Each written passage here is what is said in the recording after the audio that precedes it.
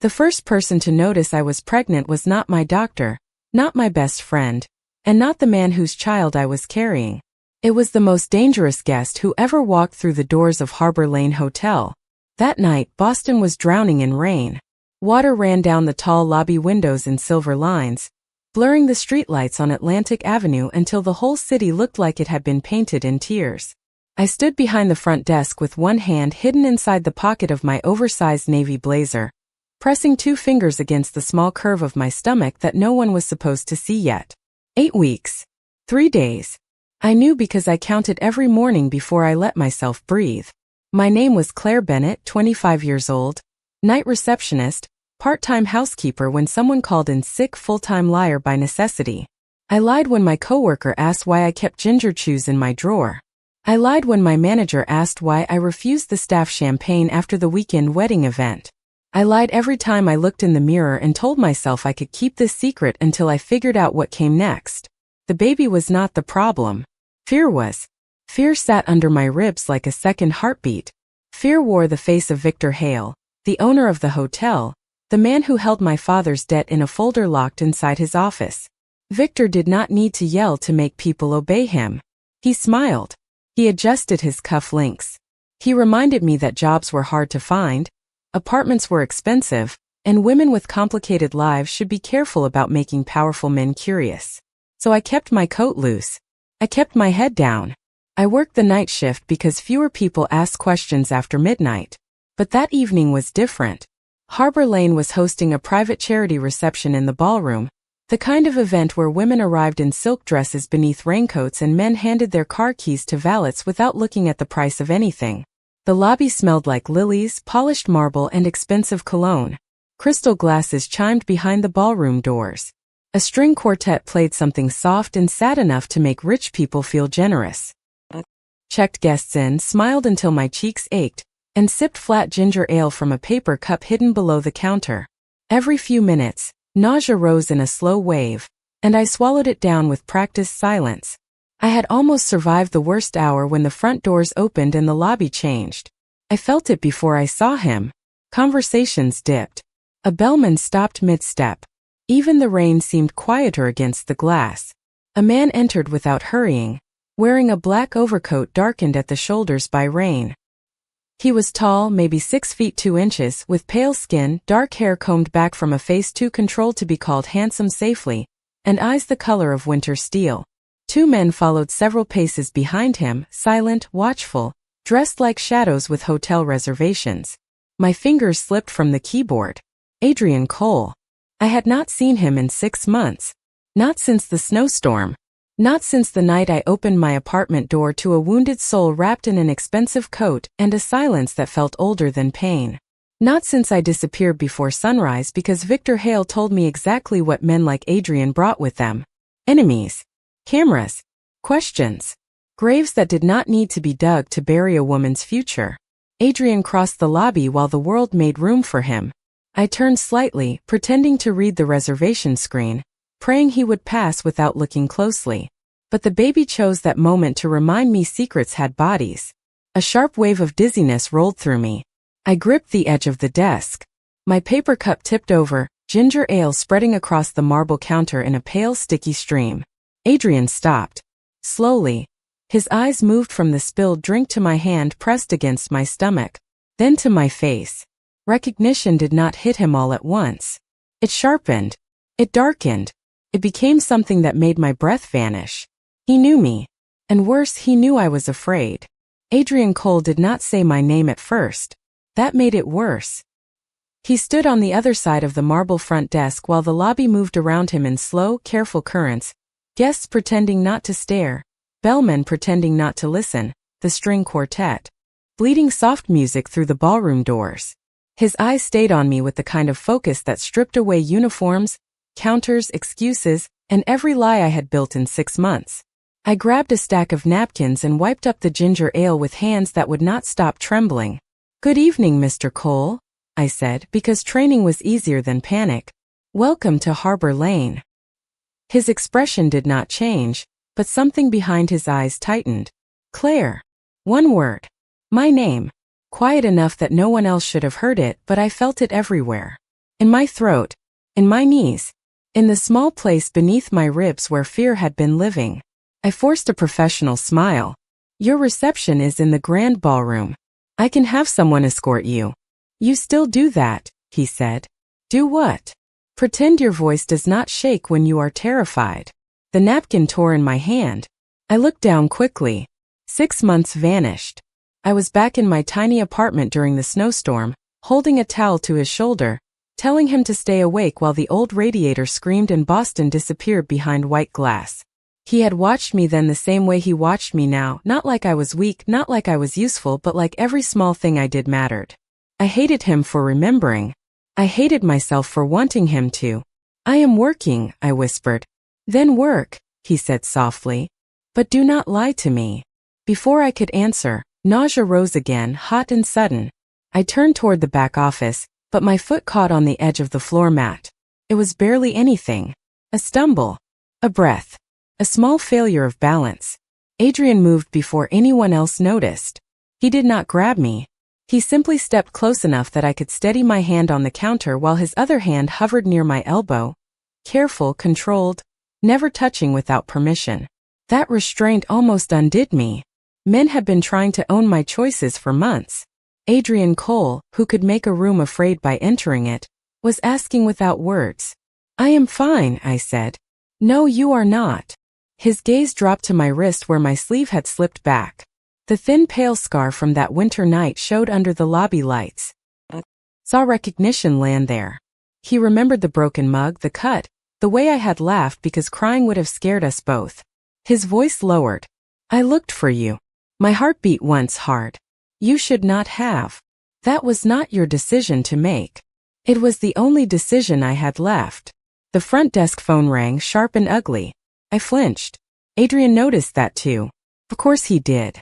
I reached for the receiver, but Victor Hale appeared from the hallway before I could answer, smiling in his polished gray suit, silver cuff links flashing as if he had dressed himself in small warnings. Mr. Cole, Victor said warmly. What an honor. I see Miss Bennet has welcomed you. His eyes slid to me, then to my hand still pressed near my stomach. The smile stayed. The kindness in it did not. Claire has been under the weather lately. She worries us. Adrian turned toward him with a stillness that made the lobby feel colder. Does she? Victor chuckled. Dedicated employees sometimes forget their limits. I wanted to disappear. I wanted to run. I wanted the baby to be nothing more than a secret again, safe inside silence. But Adrian looked from Victor to me, and in that look I saw the terrible beginning of understanding. He did not know everything yet. Not the debt. Not the threats. Not why I vanished before sunrise. But he knew enough to stop walking toward the ballroom. He knew enough to stay. Victor reached for my elbow like he was helping me. Adrian's voice cut through the air before Victor touched my sleeve. Do not. One word. Not loud. Not cruel. Just absolute. Victor's hand froze. The lobby went quiet again, the kind of quiet that has teeth but never bites. Adrian looked at me then, and for the first time since he entered, his control cracked just enough for me to see what was underneath. Not anger. Fear. Claire, he said softer now. How long have you been sick? My fingers tightened over my stomach before I could stop them. His eyes followed the movement. The room tilted. The music faded. And in that single breath, I knew the secret had already begun to leave me. I could have lied if Victor Hale had not been watching. I had learned how to lie in small ways, with polite smiles and steady hands, with loose clothing and carefully timed bathroom breaks, with ginger tea hidden in paper cups and excuses folded neatly behind my teeth. But standing between Victor's polished smile and Adrian's winter steel eyes, I forgot which lie was supposed to save me. It is just stress, I said. My voice sounded far away, like it belonged to someone speaking from the other side of a locked door. Long shifts. Nothing serious. Adrian did not look convinced. Victor looked pleased. That was how I knew I had chosen the wrong words. Miss Bennet is very committed to her work, Victor said, stepping behind the desk as if he owned not just the hotel, but the air I was allowed to breathe. Sometimes too committed. I have told her she should take better care of herself. His hand hovered near my shoulder. Not touching. Not yet. Still, my skin remembered every time he had placed a friendly hand there while explaining how debt could ruin families, how reputations could be damaged, how a woman with no savings should avoid becoming difficult. Adrian saw the hover. His face changed by almost nothing, and somehow that almost nothing made Victor lower his hand. "Claire," Adrian said, "come with me." My pulse leaped. "I cannot leave the desk." "You can take 5 minutes." "No, I cannot." "Yes," Victor interrupted smoothly, "she can. I insist. We want our guests comfortable, and I would hate for Mr. Cole to think my staff is unwell." He smiled at me again. There it was. The order hidden inside courtesy. Go. Behave. Say nothing. I stepped away from the desk because refusing would have created a scene, and Victor loved scenes he could later turn into warnings. Adrian walked beside me through the side corridor near the ballroom. Not ahead, not behind. The music softened as we moved away from the guests. The walls narrowed. The carpet swallowed our footsteps. At the end of the hallway, I pushed open the staff door and entered the small service room where extra linens, bottled water, and banquet trays were stacked under buzzing fluorescent lights. I turned before he could speak. "You need to leave me alone. I tried that for 6 months. You should have tried harder." His jaw tightened. "Why did you disappear?" The question struck too close to the place I had been protecting. I folded my arms over my stomach before I could stop myself. His eyes followed the movement again. I hated that my own body kept telling the truth. "Because whatever happened that night was not my world," I said. "You came into my apartment in a snowstorm with danger following you. I helped because you needed help. That does not mean I belonged in your life after. I never said you belonged to me. Men like you do not have to say it." Silence. The refrigerator hummed behind us. From the ballroom came a faint swell of applause. I reached into my blazer pocket for another ginger chew, needing something to steady me. My fingers caught on the folded corner of the clinic paper I had forgotten was there. The ultrasound appointment summary slid out before I could grab it. It fluttered once, white against the dark carpet, then landed at Adrian's feet. The room stopped. Not metaphorically, not dramatically, truly stopped. My breath stopped. His hand moved slowly, giving me time to object. I did not. I think some exhausted part of me understood that secrets become heavier the longer you carry them alone. He picked up the paper. His eyes moved over the printed lines. My name, the clinic address, the date, estimated gestational age, 8 weeks, 3 days. I watched his face the way people watch the sky before a storm. First confusion, then calculation, then something so raw and careful that it made my throat burn. He looked at me, and all the power he carried seemed to fall silent around him. "Claire," he said, barely above a whisper. I shook my head. "Do not." "Is it mine?" The question was not harsh. That was what broke me. He did not demand. He asked like the answer might hurt both of us. Tears blurred the metal shelves behind him. "I was going to tell you when it was safe." "When would that be?" "I do not know."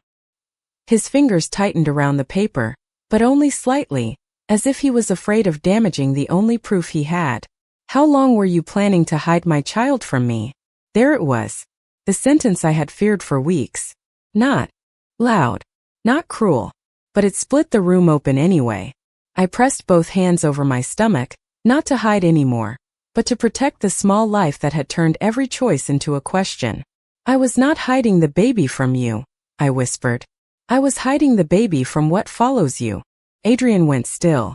Behind us, the staff door creaked softly. I turned.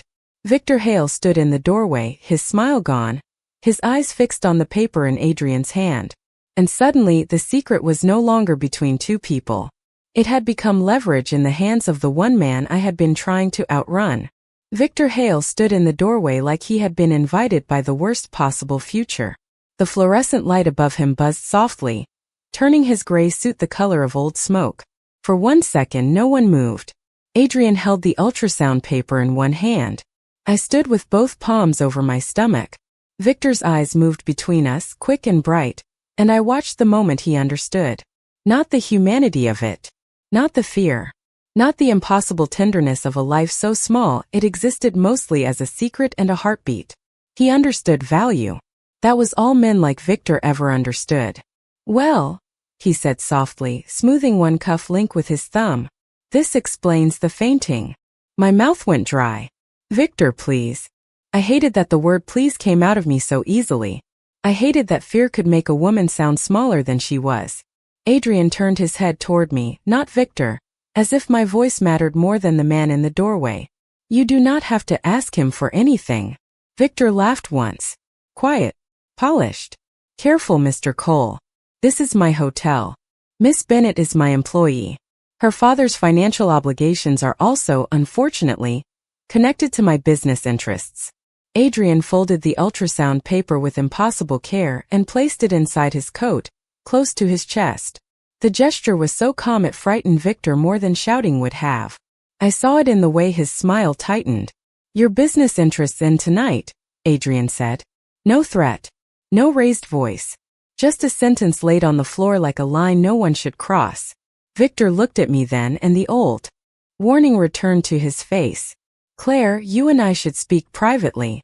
You are emotional. You have been confused lately. We do not want to make decisions that could damage your father's situation. My father. There it was. The chain he kept polished.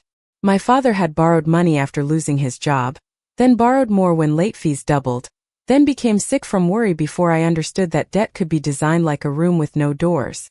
Victor bought that debt through one of his companies and turned it into a leash. He gave me a job, then reminded me every week that losing it would ruin us both. I had believed him because fear is convincing when it arrives with paperwork.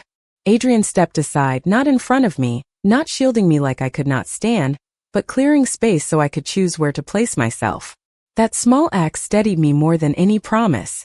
Claire, he said quietly, is this why you ran? The staff room seemed to tilt around me. The shelves. The bottled water. The folded napkins. The door where Victor waited with my life in his file cabinet. I could feel both men watching, but only one of them was asking for truth instead of obedience. Yes, I whispered. Victor's face cooled. Think very carefully. I did. I thought of 6 months of looking over my shoulder. 6 months of wearing loose coats. 6 months of sitting alone on my bathroom floor with a pregnancy test in my hand, terrified of loving someone I had not met yet, because love gave the world something else to take. I thought of Adrian in the snowstorm, half conscious on my couch, fingers curled around my wrist as he told me to lock the door after he left.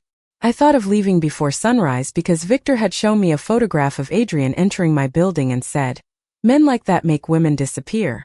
He told me your enemies would use me, I said, my voice shaking but clear. He said if I contacted you, people would find out. He said he could sell the information to anyone who wanted to hurt you. Adrian's eyes changed. Not into rage. Something colder. Something controlled enough to be worse. And the debt? He asked. My father's. Victor said if I quit or told anyone, or made trouble, he would call the full balance due and take our apartment. Victor lifted both hands like an innocent man tired of being misunderstood. That is an unfair characterization of a legal agreement. Adrian finally looked at him fully. The room lost 10 degrees. Then you will have no objection to my attorneys reviewing it. For the first time since I had known him, Victor Hale looked uncertain. This is not necessary. It is. Adrian took out his phone and sent one message. That was all. One silent movement of his thumb. My people are already collecting public filings, loan transfers, employment records, and every document your companies use to keep her here. Victor's mouth opened, then closed. Outside the staff room, the ballroom applause rose again, bright and distant, as if another world was celebrating while mine broke open. Adrian turned back to me. His voice softened. You should have told me. The words hurt because they were true. I know. My fingers pressed gently against my stomach. But I was afraid your world would find us first. For a moment all the power around him seemed to bow its head. Then let my world stand between you and fear, he said. And behind him, Victor Hale finally understood that the secret he had wanted to own had just become the one thing Adrian Cole would never let him touch. Victor left the staff room because Adrian told him to, and the strangest part was that he actually listened. He stepped back into the hallway with his polished smile still trying to survive on his face, but the confidence had thinned around the edges. Adrian's message had done what months of my silence could not do. It had opened doors Victor thought he had locked forever. The staff room felt smaller after he was gone. The fluorescent lights hummed. The refrigerator clicked on with a tired shudder. Somewhere beyond the wall, the charity reception continued with soft music and expensive laughter. But inside that room, I could hear only my own breathing and the quiet fold of paper inside Adrian's coat where he had placed the ultrasound. "You should sit," he said. I wanted to argue because sitting felt like admitting weakness, but my legs had started to shake. He pulled out a chair from the corner and turned it toward me, then stepped away before I lowered myself into it, giving me space like he had in the lobby, like he had in my apartment 6 months ago. That memory came back so sharply it stole the room from me. Snow against my windows. Wind screaming down the narrow street in South Boston. My heater rattling like it was fighting for its life. I had been coming home from a double shift at a 24-hour pharmacy, carrying a bag of instant noodles and store-brand tea, when I saw him near the side entrance of my building. A man in a dark coat, one hand braced against the brick, head lowered, snow gathering in his hair. Anyone with sense would have kept walking. I almost did. Then he lifted his face and I saw his eyes. Not dangerous then. Lost. Furious at being lost maybe, but still lost. "Do you need help?" I had asked, my voice shaking from cold and common sense. He looked at me like no one had asked him that in years. No, then he almost fell. That was how Adrian Cole entered my life the first time. Not like a king, not like a rumor, but like a man too proud to admit he could not make it through the storm alone. I brought him upstairs because the city was frozen and I was foolish enough to still believe leaving someone outside in that weather changed what kind of person you were. He sat on my old couch while I made tea. His coat dripped onto the floor. His hands trembled once, only once, before he hid them under the blanket I threw at him. I never asked what had happened. He never offered. There were no dramatic confessions, no promises, no names spoken with fear. Just snow tapping the glass, steam rising from chipped mugs, and a silence that slowly stopped feeling like danger. He watched me move around the apartment as if kindness confused him. When I handed him a bowl of noodles, he stared at it for a full second before taking it. "You should not help strangers," he said. "You should not be one," I answered. That was the first time I saw the corner of his mouth soften. Not a smile exactly. More like the memory of one. We stayed awake until the snow turned the streetlights into blurred halos. He told me his name near dawn. Adrian. Just Adrian. I told him mine. Claire. Just Claire. For a few hours our world stopped demanding explanations. He was not the man people feared. I was not the woman drowning in my father's debt. We were two exhausted people in a small apartment while Boston disappeared under white. Then morning came. Reality returned with a knock on my door and Victor's voice in the hallway, smooth as glass, asking whether I knew who I had let inside. After Adrian left, Victor showed me what fear looked like when it carried photographs, addresses, and warnings about enemies who watched men like Adrian. So I ran from the only person who had looked at me like I was brave. Back in the staff room, Adrian was watching me with that same careful stillness. "I thought you regretted helping me," he said. My throat burned. I regretted being seen. He lowered his eyes for a moment, and the silence between us changed. It was no longer empty. It was full of everything we had lost because fear had spoken first. By 9:30, the charity reception had become a blur of music and voices behind closed ballroom doors. But the real event was happening 3 floors above us in Victor Hale's private office. I had only been inside that room twice before, both times standing near the door while Victor reminded me what my father owed and how grateful I should be for steady employment. The office always smelled like leather, lemon polish, and control. Dark shelves lined one wall. A locked cabinet stood behind his desk. Framed photographs of Victor shaking hands with city councilmen hung where family pictures should have been. Adrian entered without admiration. He looked at the room the way other men looked at weather, something to measure, not fear. 2 attorneys arrived 10 minutes after his message, both calm, both carrying folders, both speaking in the quiet voices of people who knew paper could change lives when placed in the right hands. Victor sat behind his desk with his fingers steepled, pretending this was a misunderstanding. I sat in a chair beside the window, one hand over my stomach, the other gripping a paper cup of water that trembled every time someone said my father's name. This debt was purchased by Hale Asset Recovery 14 months ago, one attorney said, placing a document on the desk. The original loan amount was $8,000. My stomach dropped. I had never seen that number before. Victor had told me it was almost $40,000. My father had told me it was too late to ask questions. Shame had done the rest. Fees accrued, Victor said smoothly. Late penalties, administrative costs, collection expenses.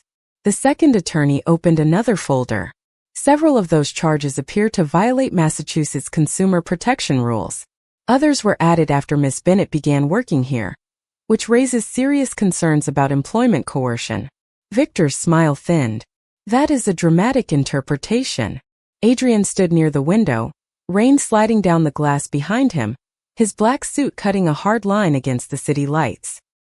He had said almost nothing since we came upstairs. Somehow, his silence made every sentence from the attorneys sound heavier. Victor looked at him once, then looked away. I understood then that power was not always loud. Sometimes it was the person in the room who did not need to prove he was listening. Claire, the first attorney said gently, did Mr. Hale ever tell you that leaving your job would trigger an immediate demand for full payment? My throat tightened. Yes. Did he say that in writing? No, Victor leaned forward. Because I never said that. I looked at him. For months I had lowered my eyes when he spoke. For months I had swallowed every reply because my father's apartment, his medication, his fragile hope, all of it felt balanced on the edge of Victor's mood. But Adrian was not looking at Victor. He was looking at me. Not pushing. Not rescuing me before I asked. Just waiting, like my voice was the one thing in the room that mattered most. I set the cup down. You said it on February 12th in the payroll office, I said. My voice shook, but it did not break. You said my father should be proud I was responsible enough to work off what he could not pay. You said quitting would make things expensive for both of us. Victor's face went still. The attorney made a note. And the pregnancy? She asked carefully. Heat rose in my cheeks, but not from shame this time. From anger. Clean, bright anger. He found out tonight. But before that he watched my schedule, my breaks, my calls. He knew something was wrong. He kept asking if I had created a complication. Adrian's jaw tightened at that word. Complication. As if the baby was paperwork. As if my child was a clause in a contract. The attorney placed one final document on Victor's desk. We are requesting a complete audit of the debt, immediate suspension of all collection activity, and written confirmation that Miss Bennett's employment status is not tied to her father's obligation. Victor laughed softly. Requesting. Adrian finally spoke. Strongly. One word. Quiet enough to be polite. Cold enough to end the performance. Victor stared at him for a long moment. Then he opened the locked cabinet behind him and removed a red folder. The folder I had imagined for months. The folder that had followed me through every night shift, every unpaid bill, every moment I chose fear because fear felt practical. He slid it across the desk. The attorney opened it. Inside were copies of my father's loan, payment records, internal notes, and a handwritten page with my name circled twice. My breath caught. Adrian saw the page. His expression did not change, but the room did. There it is, the attorney said softly. Intent.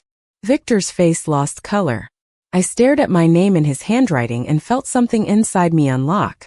He had never been all-powerful. He had just been organized. He had counted on my exhaustion, my love for my father, my silence, and my fear of Adrian's world. Adrian stepped beside my chair, still not touching me. You were never trapped because you were weak, he said, his voice low enough that only I could hear. You were trapped because he studied where you were kind. I looked down at my stomach, at the small life I had been trying to protect alone, and for the first time, I let myself imagine a future where protection did not mean hiding. Victor Hale stared at the red folder as if it had betrayed him, but the truth was simpler than that. Paper does not betray anyone. Paper only waits. It waits in locked cabinets, in file rooms, in email attachments, in signatures made by tired hands, in notes written by men who believe no one poor will ever have the money to read them properly. That night, Every page Victor had used to keep me afraid began speaking louder than he could. The attorneys moved through the documents with quiet precision. One page showed the original debt. Another showed fees added after my father had already paid more than half. Another listed my work schedule beside payment reminders, as if my hours at Harbor Lane had become part of the collection plan. My name appeared again and again. Claire Bennett. Night shift. Reliable. Family pressure effective. I read those words 3 times before they became real. Family pressure effective. I had not been dramatic. I had not been weak. I had been studied. The room blurred at the edges and I pressed one hand to my stomach, breathing slowly the way the clinic nurse had taught me. In for 4 counts. Out for 6. Adrian noticed, but he did not interrupt the attorneys. He only placed a glass of water on the small table beside me and stepped back, letting me decide whether to take it. I did. My fingers wrapped around the glass. Cold. Real. Mine. Victor finally leaned back in his chair, his polished face cracking into irritation. This has gone far enough. The female attorney did not look impressed. I agree. She slid a document toward him. That is why we prepared a written acknowledgement suspending all collection activity pending formal review. You will also confirm Ms. Bennett's employment cannot be used as leverage in any matter involving her father. Victor looked at the page, then at Adrian. You think you can walk into my office and rewrite my contracts? Adrian's expression remained calm. No. Your own records did that. The silence after those words was clean and brutal, but not violent. No one moved toward Victor. No one needed to. For the first time since I had met him, he was trapped inside a room built from his own choices. He picked up the pen. His hand hovered. Then his eyes shifted to me, sharp with one last attempt to make me smaller. You understand, Claire, that men like him do not protect for free. The old fear rose automatically like a bruise remembering pressure. I looked at Adrian. He did not defend himself. He did not make a speech. He simply waited, giving me the dignity of answering for myself. That mattered more than I wanted it to. Maybe not, I said, my voice quiet but steady. But you never protected anyone at all. Victor's mouth closed. Something inside me stood up even though my body stayed in the chair. He signed. The sound of the pen moving across paper was softer than rain, but it changed the shape of my life. One signature suspended the debt. Another released my employment file. Another confirmed that no information about my pregnancy, my schedule, my address, or my father would be shared by him or anyone connected to his companies. The attorneys collected the pages before the ink had fully dried. Victor looked smaller without the folder in front of him. Not harmless. Never that. But smaller. When we stepped into the hallway, I expected to feel free immediately. Instead, I felt hollow, as if fear had been holding up parts of me and now I had to learn how to stand without it. Adrian walked beside me to the service elevator. Behind us, the ballroom music had ended. Guests were leaving with laughter, perfume and charity gift bags, unaware that 3 floors above them, a different kind of mercy had been signed into existence. The elevator doors closed, trapping us in a soft gold light. For several seconds, neither of us spoke. Then Adrian reached into his coat and took out the folded ultrasound paper. He held it carefully, like it was something sacred and breakable. I need to ask you something, he said. My hand went to my stomach. What? His eyes lifted to mine. All the danger people whispered about was still there, but it stood behind something gentler now. Do you want me in this child's life?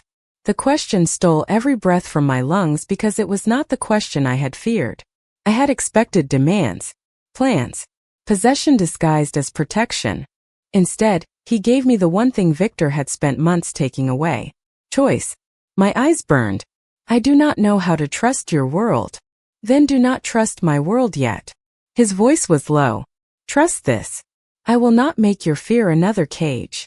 The elevator opened to the lobby, and dawn had begun pressing pale light against the windows. I looked at the man beside me, the man I had run from, the man who had found the secret I thought would ruin me and treated it like a future. I want time, I whispered. Adrian nodded once. Then time is what you will have. And somehow, after months of being hunted by deadlines, that sounded like the first gift no one could take back. By the time the sun rose over Boston, the rain had thinned into a silver mist, and Harbor Lane Hotel looked almost innocent in the pale morning light. Guests had gone home. The ballroom doors were closed. The marble floors had been wiped clean of footprints, as if the night had not split my life open 3 floors above the lobby. I stood near the front entrance with my coat buttoned wrong, one hand resting over my stomach, the other holding a folder the attorneys had given me. Inside were copies of everything Victor Hale had signed: suspension of collection, employment separation without penalty, confidentiality protection, legal review for my father's debt. Words that should have felt like freedom, but my body did not know how to believe them yet. Fear had lived in me so long it had learned my schedule. It woke before I did. Checked locks. It counted dollars. It turned every kind gesture into a possible bill. Adrian stood a few feet away, speaking quietly with one of his attorneys. He had the ultrasound paper back in his coat, folded with more care than anyone had ever given my secrets. When the attorney left, he turned toward me but did not come closer. "Your father has been contacted," he said. My heart jumped. "What did you tell him?"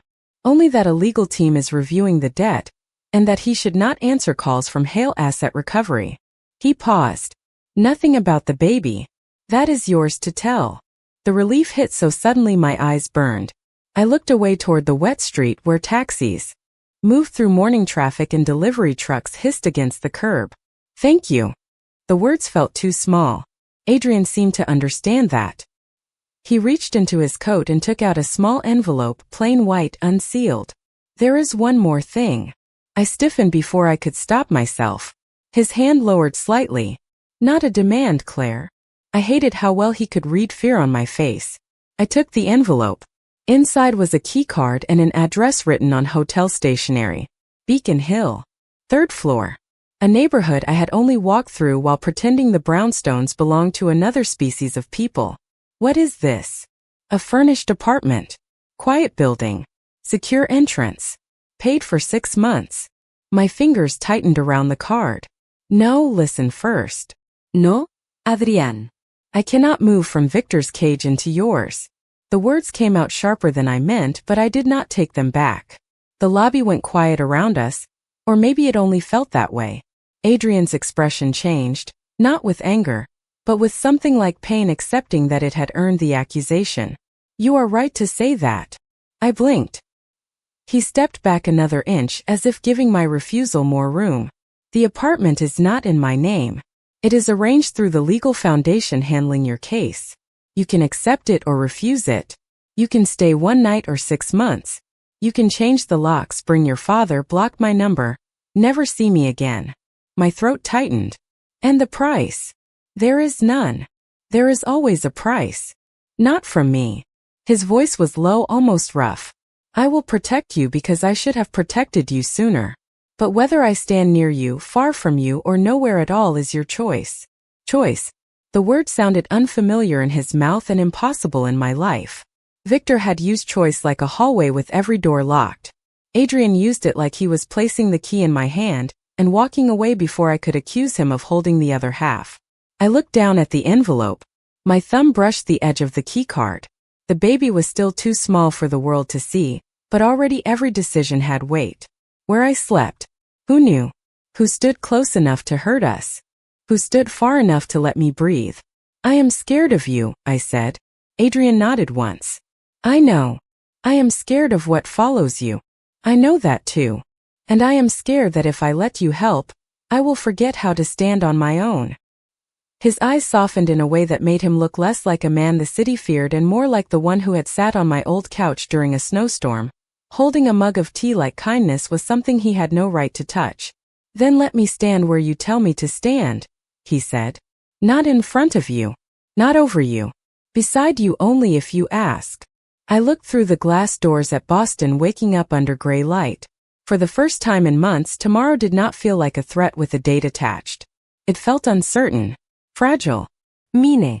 I put the envelope in my coat pocket. "I will look at the apartment," I said. Adrian released a breath so quiet I almost missed it. "That is enough." I turned toward him then, my hand resting over the life we had both been afraid to name. "No, y whisperat." It is a beginning. The apartment in Beacon Hill did not look like a rescue at first. It looked like a door I was afraid to open. The building sat on a quiet brick street where morning light touched the windows softly and ivy climbed the old stone like it had never known panic. I stood on the sidewalk with the envelope in my hand, my coat damp from the mist, Adrian a few steps behind me because I had asked him not to stand too close. He obeyed. That was what kept startling me. Not his power. Not the black car waiting half a block away. Not the way people noticed him and then quickly pretended they had not. It was the obedience. The restraint. The way he listened when every story I had heard about men like him said he should command. I climbed the stairs alone first. The hallway smelled like fresh paint and lemon cleaner. My hand shook when I tapped the keycard against the lock. The light blinked green.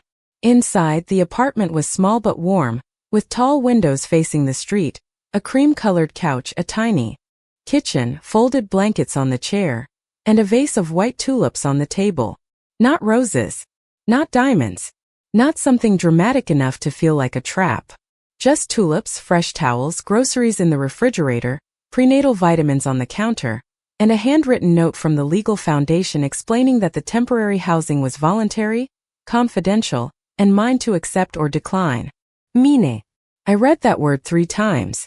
Then I sat on the couch and cried so quietly I barely heard myself. Adrian stayed in the hallway until I opened the door and let him in. He stepped inside slowly, as if crossing a line he had no right to assume was open. His eyes moved over the room, checking exits, windows, corners, not with suspicion of me, but with the habit of a man who had survived by noticing what others missed. "It is too much," I said. "It is not enough." His answer was immediate. Soft. Honest. I looked down at my stomach. 8 weeks and 4 days. Too early to feel movement. Too early to show. But not too early to love. That was the secret no one warned me about. Love did not wait until fear was gone. It arrived while fear was still sitting beside you, and somehow made room. My phone rang just after noon. My father's name lit the screen, and for 1 second I became a child again, afraid of bad news. But when I answered, his voice was different. Lighter. Confused but hopeful. He told me a lawyer had called, that the debt was being reviewed, that he was not supposed to speak to Victor anymore. Then he paused and asked if I was safe. I looked across the apartment at Adrian standing by the window, hands folded in front of him, giving me privacy even inside the same room. "I am getting there," I said. That evening, after my father promised to come by the next day, Adrian placed a small silver frame on the kitchen table. Inside was the ultrasound image from the clinic, copied carefully, protected behind glass.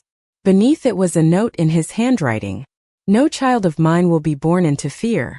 My chest tightened. That sounds like a promise. It is. Promises scare me. Then I will make it smaller. He looked at the frame, then back at me. "Tonight I promise. Not to decide your life for you." The room went still. Outside, Boston moved on in soft traffic and distant sirens, but inside that little apartment, time changed shape. I had spent months believing safety meant hiding. Hiding from Victor. Hiding from Adrian. Hiding from my own future until I could make it small enough to carry alone. But standing there with the ultrasound between us, I understood that secrecy had not protected me. It had only kept me lonely. I walked to the window and watched rain gather on the glass. Adrian stayed where he was until I turned and held out my hand. He looked at it like it was more dangerous than anything his world had ever placed before him. Then he took it gently, carefully, without pulling me closer than I chose to come.